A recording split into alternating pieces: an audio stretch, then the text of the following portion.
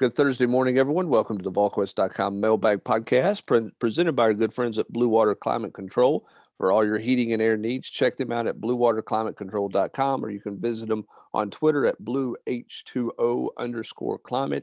And again, they can take care of whatever needs you have with your heating and air systems. They'll be more than happy to come out, send an expert out to check it out, figure out what you need, what you don't need. It may just be a simple tune-up. It's a great time to do that as we move into the winter season. That's Bluewater Climate Control. All right, plenty to get to on this mailbag podcast. Rob, let's start with some hoops as the basketball program. Everybody wants to know what the schedule is going to look like, and they want to know what it's going to look like in Thompson Bowling Arena for a basketball game. What do you got?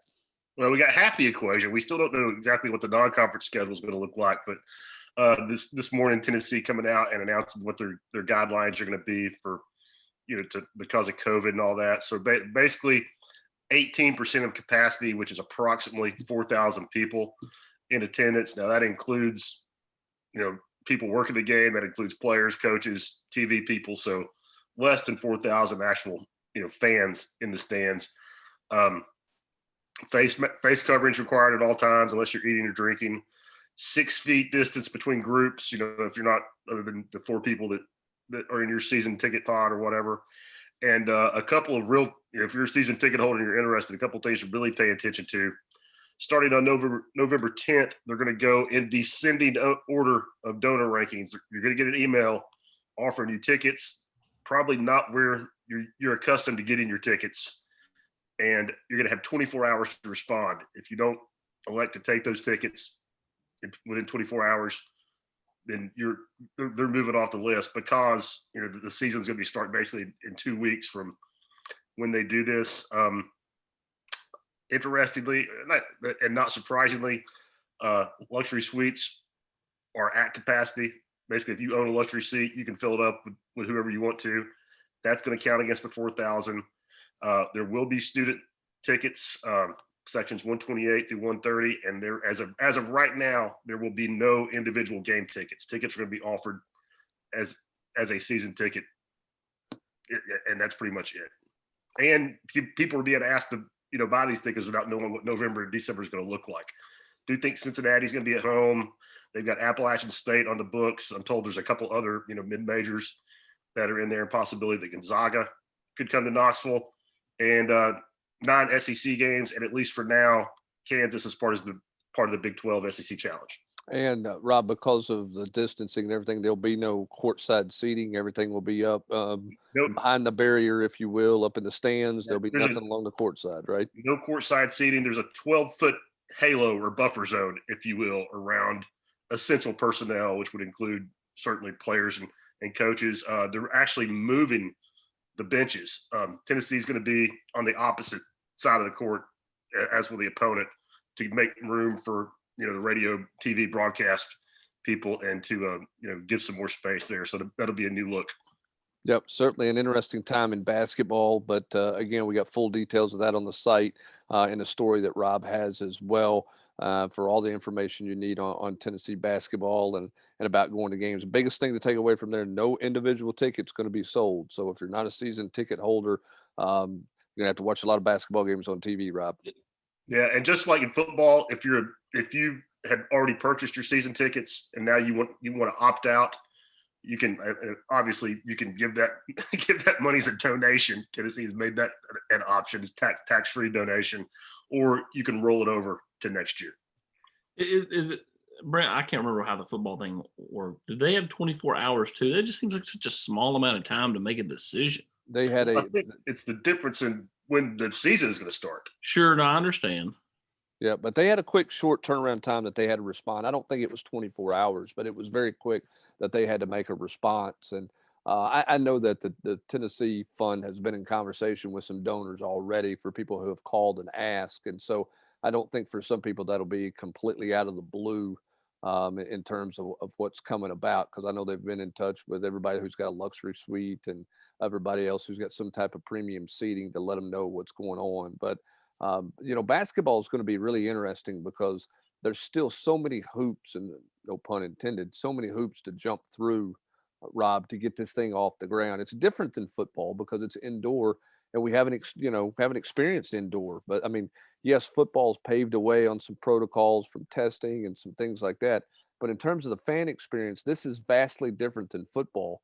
And so there's a lot of things to go through. And the fact that you're playing multiple games in a week is very different than football as well, from the standpoint of testing, officials, and how you manage all that. There's still a lot of things to get through to get to game one in the college basketball season, not just at Tennessee, but around the country.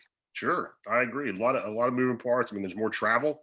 Well, in a normal year, there's more travel, and as you mentioned, more games, less time in between games. I mean, you're not going to get a chance to have 3 rounds of testing in between basketball games like you do with football. So, I'd say it'll be a moving target. I bet things will change, protocols will change and evolve as we go through the season. All right, let's jump to the questions here in the mailbag, and we'll start with Stephen VFL. He wants to know, what advantages does Tennessee have over Arkansas on Saturday? And is the bye week really as big of an advantage as we like to make it out to be in terms of preparation? Robin, we'll start with you on the first one. Austin, you can jump in here too, but you've got the matchup piece coming up later today. Rob, where do you like Tennessee in an advantage over the Razorbacks I in this don't think it's matchup? I don't think it's a dominant advantage, and Tennessee hasn't played great in the run game, but that's really a weak league for Arkansas. I mean, they're bad against the run, 12th in the SEC, nearly 200 yards a game. Tennessee, other than Missouri, has not looked like I expected them to look running the football, but they've also had got shuffling the offensive line. We know they missed about the injuries. Will they have five, their best five on the field this week? I'm not sure, but I think that's Tennessee's biggest advantage. Pretty. I mean, and again, I don't think it's a dominating one, just because Tennessee hasn't lived up to the hype and have especially not been explosive in the run game. I know, Brent, you pointed this out earlier, but long run of the year is 21 yards. Ty Chandler has one for 21. Eric Gray has one for 20. I wouldn't have. You could have taken whatever's in my billfold if you would have make that bet with me at the halfway. That would be the case at the halfway point of the season. Yeah, I didn't see that coming at all. I mean, I thought they would be that this team would have some much bigger chunk plays in the run game than what they have. Austin, in terms of the bye week being an advantage, I don't think in this case it's necessarily an advantage for Tennessee in terms of preparation, because I think in the 3 days Tennessee practiced last week, it was not much about Arkansas. It was much more about Tennessee, don't you think? Yeah, 100%. Working on tackling, getting those younger players more caught up to speed, see if they can, find any of those guys to give them some help for this back five. But I do think the bye week came at a good time for Tennessee, outside of the fact that you got to watch, your football team coming back with, a COVID outbreak. I think that being on a 3-game losing streak, kind of feeling like you're, stuck in the mud, so to speak. I think the bye week came at a good time. Now we'll see if they take advantage of it, or if we see much of what we saw the last 3 games coming up Saturday night. Yeah, I agree with you that it came at a good time just to kind of catch your collective breath a little bit and get some guys healthy, and get back to some fundamentals. Now, everybody wants to know, does that mean they're going to see more? You're going to see more young players? We'll have to wait and see. Jeremy Pruitt made it clear again on Wednesday that there's no such thing as a gamer in his mind. That it's about what you do on the practice field. I asked him Wednesday night on Volquest, how do you know when a freshman is ready or a newcomer is ready to play? And he said, it's pretty obvious when you see it on the practice field. It becomes pretty clear to you. And he tied it back to the scrimmages, what you see out of guys in scrimmages. So did anybody in this freshman class jump out last week? We'll have to wait and see if that translates into more playing time on Saturday. All right, S. Pittvall, I'm assuming that's South Pittsburgh Ball. What do you think this team has? Why do you think this team has appeared to lack motivation this season? They looked uninspired since the second half of the Georgia game. Arkansas, on the other hand, has played inspired football all season long. If Tennessee doesn't match that on Saturday, it could be a long night. I'll say this: I think really the only time I would criticize Tennessee from an effort standpoint, I didn't think they played very hard in the second half against Kentucky. I thought in the first half, and look, when you give up 75 yards on defense, I don't think that's an uninspired effort. Um, Certainly, when you throw, interceptions on 3 consecutive series and give up 17 points off turnovers, 14 of them directly, that changes how things look offensively. But that was not an uninspired effort in the first half against Kentucky. it was a poorly played first half against Kentucky. I thought the second half was pretty uninspired. And I've said this before. I think Tennessee and Alabama could play a bunch, and Tennessee's not going to win any of those games against Alabama. Do you guys feel like this team has been uninspired since Athens, Georgia? No, in fact, I think they were plenty inspired, coming out of the half in Athens, and then a turnover and a turnover, and then that kind of snowballs. Then at Kentucky, you're right. I mean, had they been a little more patient on offense, had they not kind of forced a couple of balls and kind of got behind the eight ball, I think that would have been a more inspired effort against Kentucky. And then, of course, as you pointed out, I mean, that's kind of how the Alabama games looked, for the last 12 or 13 years, outside of a couple of years where Tennessee was able to keep it close in Tuscaloosa, 2009, 2014. That's how it's looked. So, I don't think that they were uninspired, but I do think that the second half against Kentucky, I think you hit the nail on the head. Rocky Top 10 EC Vol wants to know, why does Tennessee, Rob, not have an identity on offense? What O-line does Tennessee roll out with on Saturday? What position group takes the biggest step post-bye week? Rob, we'll start with you. No inconsistent quarterback play, poor quarterback play. I mean, that's, to me, cut and dry, very easy question to answer. That is their identity. Offensive coordinator doesn't trust his quarterback. You can't blame him for not trusting his quarterback. And that's simple answer. AP, what offensive line are they going to roll out on Saturday? I'm going to go Jameer, Trey, Brandon Kennedy, Cade Mays at right guard, and Darnell Wright at right tackle. Jameer Johnson earn it, or Wanye hurt? I think a little of both. I don't think Jameer did anything to lose it after he had kind of earned it early in the year. He just got injured. He came back at a time when Wanye was injured. And so he's gotten healthier over the course of the last 2 weeks. Jerome Carvin will play. It would not surprise me at all if Darnell Wright struggles early, if they kick Cade to right tackle and Jerome Carvin assumes into the right guard role. But I've talked to multiple people this week who are in agreement with both of you guys that for Tennessee's offensive line to take the ultimate step, they got to get better at center, and they got to get a little more physical at center, which means Carvin at center or Cade at center. But you know how these coaches are; they like to roll with the older guy. What position group takes the biggest step post-bye week? I think it better be the safety spot. I think that's where Tennessee needs to take the biggest step. Yeah, but certainly I would say, secondary in general, but certainly the safety and or maybe the star position. One of those two positions has to jump the biggest step. Will they? I don't know. We'll see. But Rob, I think that's where they've got to get got to go the most. I mean, I looked this up, and I think in the middle of the field, teams are completing over 70% of their passes against Tennessee between the hash marks this season. Just an incredible number. And I forget what the number is, but I looked it up too. And the yards per catch is gaudy. I mean, it's glitzy. I mean, they're not just dinking and dunking them. I mean, they're hitting chuck plays consistently. Yeah, I don't know if it's more the star, more the safety, or if it's just both been bad. I think the inside linebackers have been bad in coverage and in reading things.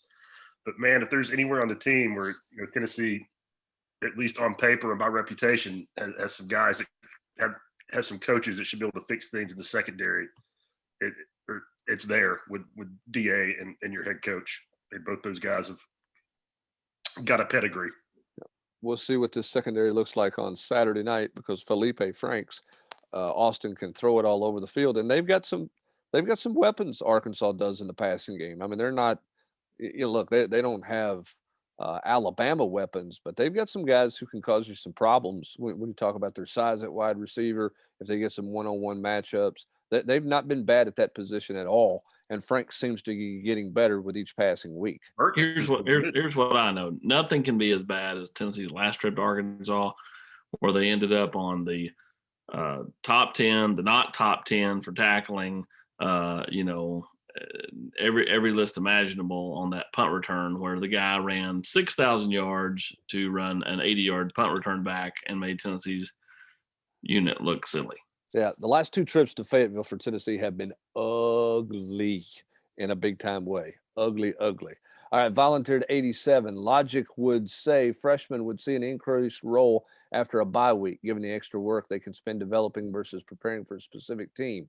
Without you doing a statistical, easy for me to say, deep dive, do you think that's just a theory on paper, or 2 weeks to develop is 2 weeks to develop no matter what the schedule is? Or do you typically see a noticeable difference in pre-bye week versus post-bye week snaps for freshmen? I think it depends on when the bye week is. Sometimes the bye week's 2-3 weeks in. Yeah, and I think it can also depend on if a guy shows out. I mean, I've seen, I saw Peerless Price the week before a Florida game in a bye week absolutely scorch John Chavis's defense on the practice field, and he went from redshirting to playing. Just because of what he got done against them, in some bye week work when he got extra opportunities. So yeah, I mean, I think each situation is different.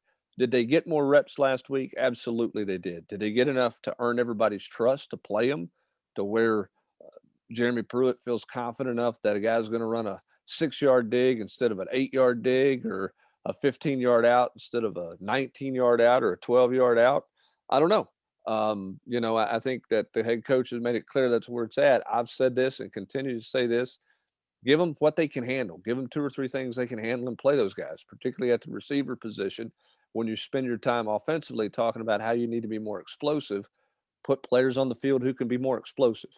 I'm not trying to be critical of some of the guys they're playing, but put the guys out there who can go make a play and be explosive. I don't understand how it's that hard. I mean, like, Brent, how hard is it to say, okay, the 10, everybody else we're calling, Omaha Red wide 12, and then Malachi Weidman or Jimmy Holiday or whoever looks at a specific coach and they say hook, slant. Like, you know what I mean? Like, I don't. Oh, it's totally been done before. It's totally been done, and it's been done by people on this staff before with freshman receivers. They have rolled out freshman receivers who did not know what they were doing all the time. Are you saying Rick Rogers didn't ace the ACT? I'm saying he didn't know the offense at points in time when he was on the field playing. And he's not the only one. I'm just using him as he and Justin as examples because they were freshmen and Jim Chaney was the guy coaching them. But you can go back through previous years and find a bunch of guys who didn't know what they were doing and they found their way to work them in on the field. So we'll see if that happens on Saturday night. I've said this too. If you're needing pass rush, let's see Morvin Joseph more. Let's see what Bryson Eason can do. If you're not getting any pass rush out of anybody, throw those guys out there and see what happens. All right. Volunteered 87 also wants to know for you, Austin, on Walter Nolan. You can have the combined odds of any 2 teams, or you can pick the field for who will land him. Which are you taking? Trying to get a gauge on if his recruitment is wide open or if there's already a few teams pulling away. I would, and you could argue, teams like LSU, Clemson, Alabama, Tennessee. I'm not sure that I could pick 2 at this point. So thus I would take the field. But he's seen LSU, right? He's now seen Tennessee, correct? Yes, that's correct. He has not seen Clemson yet, has he? I don't believe so. Yeah. So but he wants to take more visits, so we'll see. I mean, LSU's not tearing it up. Does that have an effect? I don't know. It can't hurt Tennessee's chances, but who knows how big of a positive effect or big deal that would have for Tennessee if LSU continues to struggle on defense. All right, Vol, since 1996, I feel like JG is doing okay considering we lost JJ and Marquez Callaway, which is a lot of the offensive production. Would you guys agree? And also why the receivers not getting much separation? Look, I know he lost some weapons, but he can't throw the ball to the other teams, directly to the other teams the way he did against Kentucky. Okay. The way he did in the interception against Georgia. I don't care who his receivers are. Robbie's been in this offense. He's been in this program. He's played college football long enough. Can't keep making the mistakes that he's making. Did he play okay the first couple of games? Sure he did. Did he play okay against Alabama? Yes, for what they asked him to do. But what he did in the second half against Georgia and what he did against Kentucky is not going to win Tennessee football games down the stretch of this season. No, I don't feel like he's doing okay. I mean, I don't have much to add to your point. I mean, losing receivers doesn't have anything to do with throwing it to the other team, or not, or in your 5th year, still not being able to feel pressure and and secure the football. So no. Austin, why is this receiving core not getting separation? Well, the guys that are playing are not they're not burners, and I get it. Like, you don't always have to be a burner to get separation, but in most instances you do. Like Jawan did not get a ton of separation. He just kind of bodied and competed and went and got the football when it was thrown to him. So I think that's the biggest thing. And I don't know if it's the plays they're calling, or the route trees within the play, or the fact that they just don't have a lot of speed out there with their current group of receivers, because they're not playing the young kids yet. That, like, does it not feel like when they throw it into an area that there's like another receiver real close by, and as a result, multiple DBs? I mean, like, it feels like they throw into traffic all the time. Yeah, I don't disagree with that. I think that their spacing has not been very good, to borrow a basketball term, and their timing has been bad as well. So I think that's a valid point there. Other than a deep ball, they haven't gotten separation from anybody. On a crossing route or a slant or whatever, they've not created any separation. Sometimes that's not speed. Sometimes it's physicality at the line of scrimmage. Sometimes that's just technique at the line of scrimmage. But All right, sometimes it's also scheming it up. I mean, you go back that pass to Brandon Johnson at South Carolina, not the one-handed grab, but the pass to him in the second half. That was a nicely designed play where he was kind of open. He was open to Asheville. I mean, he was wide open, and it was. And again, that's where the frustration jumps in for a lot of He people. was more open in those hotels in Hendersonville. that they were all booked at 1:30 in the morning. But it is bizarre, Rob, that they haven't had more offensive creativity during this 3-game losing streak, or it feels like they've not had any offensive creativity in this 3-game losing streak. I agree on the one hand, and I don't need to pile onto the kid, because I'm not interested in that. I think they're so hamstrung by how limited and inconsistent Jarrett is. I think they're terrified of him. I think they're terrified of what he might do. I think that just influences everything about what Jim Chaney does in his job. All right, let's go to I Heart Vols. Dabo didn't become Dabo until he signed Deshaun Watson. Can Ty Simpson be Pruitt's Watson? AP? I mean, sure he could. Whether it's Ty, Caden Salter, they've got to hit on somebody. Butch hit on Josh Dobbs, and Josh Dobbs. What'd you say? Accidentally. Well, in true Butch fashion. He still hit on him. I agree. Gotta give him credit. And so, like, Josh was limited in his quarterback ability in certain ways. He was never going to be the accurate passer that everybody hoped he would be, but he was just a playmaker. He took nothing and turned it into something so many times. And if Tennessee could get a quarterback like that right now, I think Vol fans would crawl on their hands and knees, from here to Tuscaloosa, from Memphis to Mountain City. There you go. Yeah, well, and the thing about Dobbs is he was a perfect fit athletically for what they wanted to do offensively. Yeah, and so I mean, like, maybe whether it's Caden, whether it's Ty, whoever it is, they've got to find a quarterback that is the guy. Yeah, and the guy that can make plays, can manufacture plays when things break down. Yeah, you want a quarterback that's going to sit back there and can wing it all over the field. But when things go bad, can he still make a play, whether with his arms, with his legs? Right now, Tennessee doesn't have that. Nope, they don't. I agree with that. All right. Also, you probably saw the Athletic article about Penix that referenced Pruitt processing him and Martinez, as well as Lane processing Boyd and Petty. Why, in your opinion, did they do that? All right. On Taj Boyd and Petty, Lane Kiffin was influenced not by Jim Chaney, but by Ed Orgeron, that he could get better than those two guys, which obviously was a mistake. I mean, they would have been better off, in my opinion, if they taken Taj Boyd. And then Tyson Helton, Austin, didn't think Penix and Martinez was what they wanted, right? That's correct. I don't want to throw Tyson totally under the bus on. I think that was a kind of a joint decision with Jeremy on Penix. But as far as Adrian Martinez, I mean, like either they didn't jive well enough or they didn't. The whole pitch, Tyson Helton again. He told this to Cade. He told this to Adrian Martinez. Both kids told me this individually without the other one knowing that he was going to look into their soul. When you're a 17-year-old kid and some 40-year-old man tells you that he's going to look into your soul, I'm not sure that resonates. And so that thing kind of went in a different direction. Had Tennessee been able to handle that the right way, Adrian Martinez is here and JT Strout's not. Well, you think Adrian Martinez can play? That's always hotly debated on the general's quarters. He's better than JT Strout. So you would instantly be better on the whole in the quarterback room. The following year, they didn't really like Sam Howell when Sam Howell really kind of liked them.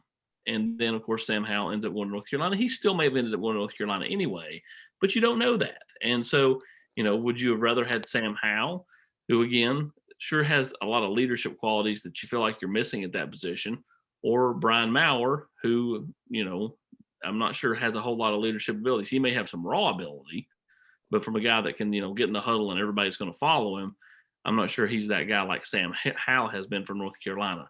So again, Tennessee's got to find their guy at quarterback, whether it be in this 21 class with Caden Salter or the 22 class with Ty Simpson. All right, Whoever. let's run through a couple of quick ones real quick here as we get ready to get out the door. Rob, on the hoops front, you still have the Vols in Kentucky as your favorite. Who do you see rounding out the top 5 teams in the SEC? Also, what's your biggest concern for this team in terms of a deep run? For example, I'm worried about how they defend length in the post. All right, you still got the Vols and the Cats as your 2 favorite in the league? I got the Vols and the Cats, and I haven't really put a lot of thought into filling out my SEC ballot yet. I assume we'll be asked to do that in the next little bit. I think Alabama's going to be a lot better. Will they be in the top 5? I don't know. I mean, LSU's obviously going to have some strong ass talent year in and year out. I think they'll be a top 5 team. Auburn's going to take a step back. I think Arkansas is going to take a big step forward. I don't know that they're a top 5 team. The 3 I think are definitely that I feel like will definitely be up there are Kentucky, Tennessee, LSU, and without just having looked at it hard, those are the 3 I feel the strongest about right now. All right, biggest concern for this team making a run? I would agree. Defending length will be a big one, but are the freshmen as good as advertised? I mean, everybody knows that I've not been shy about riding the Keon Johnson hype train.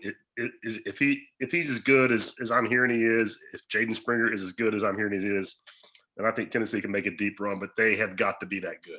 All right, who's your top 5 and first couple of guys off the bench? Cedar Bluff Vol needs to know. Easy. Pretty easy in the 5. Fulke and Pons. There's no way Keon's not starting. I think Springer starts. Josiah or Santiago as the other one. Again, I'm not seeing these guys. I'm just talking to people. From the way things sound lately, sounds like Santiago may be the starter, but I won't be shocked if Josiah is. And then first guy off the bench, it's going to depend on whether you're subbing for a big guy or perimeter. If it's a big guy, it's Anasicki. If you're going perimeter, it's whoever didn't start between Josiah and Santiago. And that's 7 deep. Beyond that, I see Ncaa play it ahead of Plavsic. And Bailey is going to get some minutes as the 5th guy on the perimeter. All right. VFL 2-3, Austin wants to know what are the odds Tennessee gets Nyland Green this month? I think he does do something this month. I think Tennessee is positioned extremely well for Nyland. Georgia's not going to go away, though. I mean, they are trying like crazy to get him to come back over there. And remember, he only lives 45 minutes away. So, that's something that like Tennessee is going to have to sweat out. And even if they land him later in the month, they'll have to sweat that one out until he signs. All right. Bronco Vol wants to know, where's Tennessee looking for 21 prospects at pass rusher and defensive line? Starts with Walter Nolan, right? What, 21 or 22? Oh, he says 21. Excuse me. 21. Well, in 21, they'd love to get back in on Travali Price. That's the one they continue to work pretty hard. He's been receptive, and he's talking to him, which is really surprising when you factor in that NC State's actually had a decent year to this point in the ACC when a lot of people thought they would not be very good. Defensive line, Tywone Malone, obviously would fit exactly what Tennessee wants to do from an interior lineman standpoint. But to rush the passer, to get that guy, I think they'd love to try to get back in on Trevally Price if they could. All right, Music City Vols. When will the NCAA decide on what the 85 scholarship limit may be raised to, if at all? Has that been determined? Has that been discussed? And it says it would have to be ruled on before the early signing day. I don't see any ruling on that before the early signing day. And regardless of record, if UV were to get invited to any bowl game, even though it might cost more money to attend, would Tennessee pass on that, or would they take a bowl game? I think they would take a bowl game to continue practice, particularly with the young players they have. I don't see them turning down a bowl trip in any way. And then our final question, go ahead, Rob. I think that's a fascinating question because I'm not. I would defer to you, but I don't think it's a slam dunk. Well, but here's the thing. Remember this about bowl games. I don't think the bowl games are going to be your classic bowl game. I think it's going to be like a road trip. Oh, well, that makes more sense. You don't think you're going to stay 7 days? Yeah. If you're going to the Music City Bowl, you're going to go to the Music City Bowl because they're not going to be team events and get into all of that stuff. You're not staying at Sawgrass for a week. No. And so, and I don't think you're going to travel around. I think they'll try to do that by location to keep it, as close as you can to be. That's a great point. I think it's a cheaper avenue than it's been in years past. All right. Yeah, I look forward to the Ripley's Bowl up in Gatlinburg. Played at that. What's it called up there? Sports World. Right. Yeah, there we go. Play that Jim thing. Oden, make that happen. He can make that happen. No question. All right. Last question. VFL 4 Knox. Do you feel our offensive scheme is outdated or not adjusted enough to our players? Or are we just not talented enough in key positions? Is Chaney's style of play not flashy enough with motion, smoke and mirrors type of decoration, eye candy, if you will, the way the college game is now? We are a lineup run it between the tackles, play action, pass offense, it seems. Are we putting our players in the best position to succeed is my question. If not, does Pruitt look to move on from Chaney after the season? Quarterback play. It's quarterback play. I just think it's simple. Yeah. We had this question a couple of weeks ago on the mailbag about what, if you become a head coach, what's the first thing you would do? In Austin, we talked about it. You go hire 2 really good coordinators, and you better go find a quarterback. That's what you got to have because get Sam Pittman. The team that has a quarterback who can play, they advance quicker. I do think Tennessee is going to have to get a little more creative. Chaney's going to have to get more creative. I don't think there's a plan to move on from Chaney after the season, but the RPO is going to have a real RPO feel to it, where there's some real legitimate options out of it, Austin, if they're going to play shotgun RPO type game. I mean, if you're gonna stick it in the belly every now and then, you got to keep it, right? Yeah, you do. Or you got to throw the pass out of it. You do, and that's something that JG's going to just throw the pass out of it because I don't see him keeping it.